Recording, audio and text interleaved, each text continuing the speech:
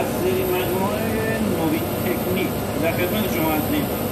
در این قسمت قصد داریم نحوه تست کردن سیمپیچ‌های الکتروموتور سپاس به خدمت شما ارائه بدیم.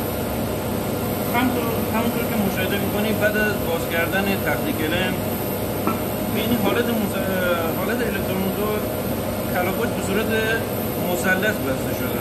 با برداشتن پلاتین‌های مربوطه تست الکتروموتور رو می‌خوایم انجام بدیم. در این حالت با یه مولتیمتر کلاپا رو می‌خوایم تست بگیریم که با هم دیگه این کلاپا با هم دیگه راه ندن. تست می‌دونید که هر الکتروموتور از 3 کلاپ تشکیل شده U, V, W. حالا ما می‌خوایم کلاپا رو با هم اندازه بگیریم که ببینیم چه مقدار اوهمی دارن.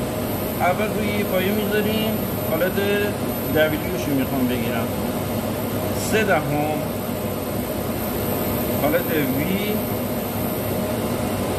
0.3 حالت U 0.3. اگه غیر این باشه، اگه کلاپا مقدارشون با هم یه فرق داشته باشه یعنی چی؟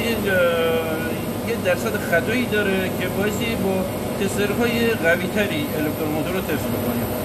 حالا یه تست دیگه که وجود داره این که کلاپا با هم دیگه راه ندن.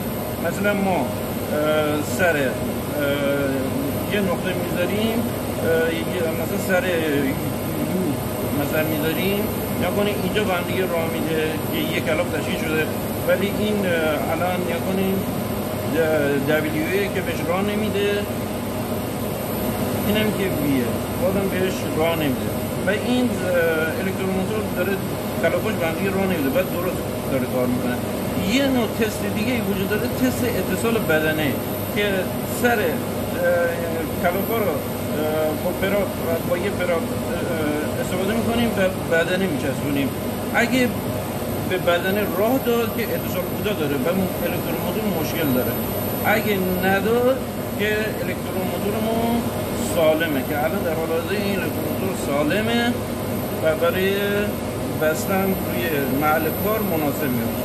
با تشکر از شما.